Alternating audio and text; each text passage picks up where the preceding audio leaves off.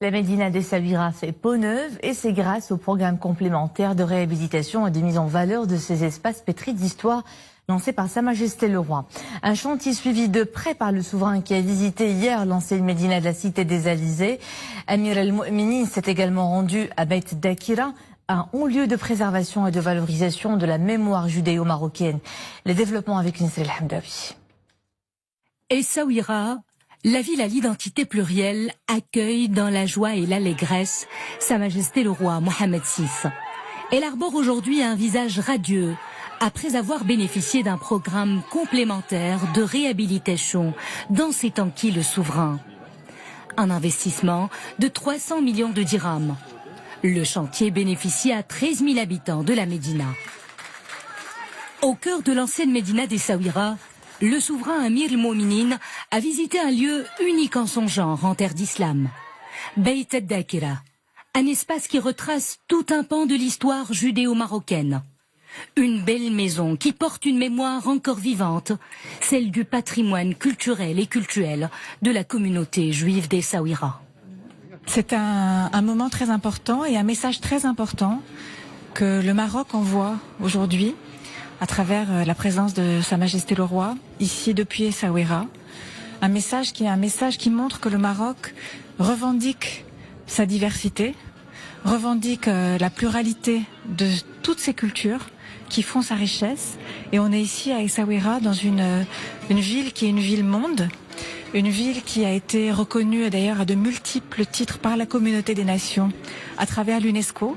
La maison de la mémoire, ou la Beit Dakira, est un espace qui se veut, un espace qui est à la fois muséal, pédagogique, et aussi un espace de recherche scientifique. C'est un espace qui s'occupe d'abord de la mémoire de cette ville, qui a été une ville monde, et c'est un espace qui raconte l'histoire du judaïsme marocain. Après 3 ans de travaux de restauration, l'espace a fait peau neuve. Il abrite sous son toit la synagogue Slat Atiya. Sa salle de prière a été visitée par Sa Majesté le Roi. Slat Atiya est l'une des synagogues les plus emblématiques d'Essaouira Mogador. Elle reflète l'exceptionnelle singularité et la richesse du judaïsme marocain. On remercie beaucoup Sa Majesté de nous assister pour toutes les restaurations de synagogues. Il y a eu cette fois-ci une à Fès, il y a une autre à Casablanca, la synagogue de Tefgui, et il y a d'autres dans le programme. À part ça aussi, Sa Majesté a donné un budget assez important pour restaurer tous les synagogues, tous les cimetières juifs qui sont dans le Maroc. Et que Dieu le bénisse, il lui donne une longue vie pour tout l'appui qu'il apporte pour la communauté juive marocaine. Ce haut lieu de culture accueille la Maison de la Mémoire et de l'Histoire et le Centre international de recherche Haïm et Célia Zafrani sur l'histoire des relations entre le judaïsme et l'islam. Une histoire qui en raconte une autre, celle d'un vivre ensemble vieux de plusieurs siècles entre juifs et musulmans. Je suis né à Essaouira, et je me rappelle, lorsque j'étais jeune, je venais souvent ici. Donc pour moi, aujourd'hui, c'est un grand événement d'être là et d'accueillir Sa Majesté le Roi Mohammed VI dans cette synagogue. C'est grâce à lui. Grâce à lui. Si nous sommes là aujourd'hui, c'est grâce à lui. C'est le meilleur roi du monde. Je suis avant tout un enfant du Maroc. Je suis avant tout un enfant de Casa. Je suis avant tout un enfant qui a grandi dans ce pays et qui aujourd'hui regarde le Maroc comme un modèle unique dans le monde et envoie un message de paix très très fort, d'harmonie, de cohésion, d'entente, de dialogue entre les communautés. À l'heure où dans le monde entier c'est plutôt difficile, je crois que le Maroc est un exemple et j'en suis très très fier. Je suis très fier en tant que Marocain d'assister aujourd'hui à cette inauguration ici dans une synagogue à Essaouira. La présence de Sa Majesté le Roi Mohammed VI, ça va être un signal très très fort aussi, pas uniquement pour la communauté juive mais pour la communauté internationale, pour les gens qui nous regardent à travers le monde, de montrer finalement et de donner une impulsion de paix, de dialogue, d'ouverture.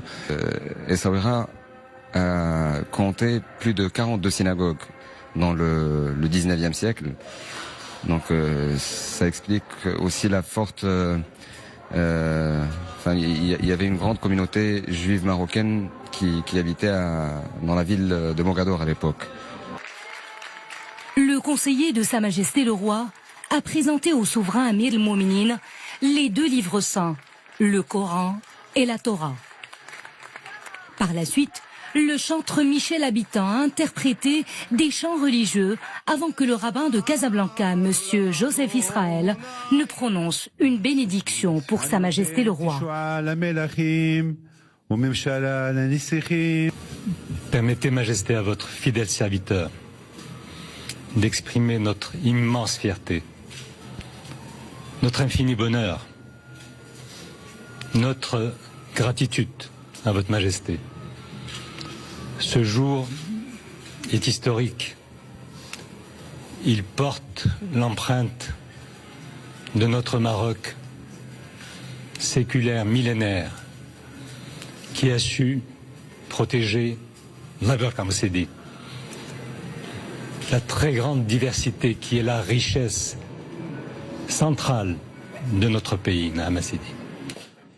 À l'issue de cette visite, Sa Majesté le Roi a été salué par 27 personnalités de la communauté juive marocaine et du monde. La visite du souverain à cet édifice traduit l'intérêt particulier qu'accorde Sa Majesté Amir el-Mouminin au patrimoine culturel et cultuel de la communauté juive marocaine.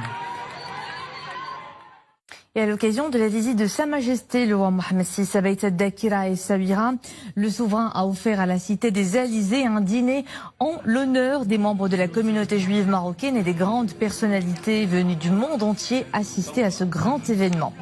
Ce dîner a été marqué par la présence des conseillers de Sa Majesté le Roi Fouad Ali Limma, André Azoulay et Yassir Znaghi, de membres du gouvernement, de la directrice générale de l'UNESCO Audrey Azoulay, de l'ambassadeur d'Allemagne à Rabat Dr Gottschmidt Bern, du secrétaire général de la communauté juive au Maroc Serge Berdugo, du grand rabbin de Genève Isaac Dayan, du directeur exécutif de la fédération séfarade américaine Jason Guberman et de l'acteur et l'humoriste Gad Elmaleh.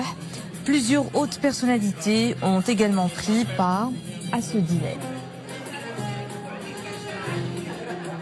À l'agenda de la réunion